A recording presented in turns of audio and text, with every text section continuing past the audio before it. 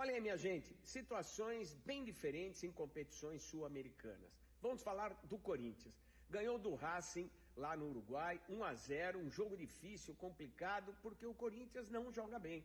Um time alternativo e fica claro que vários jogadores não têm condições de usarem a camisa do Corinthians. O time ainda respira, tem condições de na última rodada garantir um lugar no playoff que vem por aí.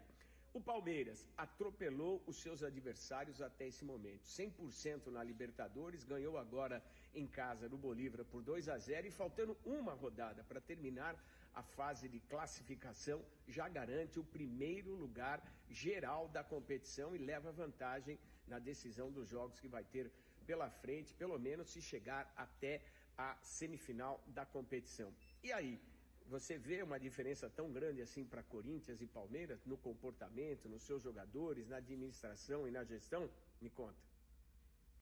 Olha aí, minha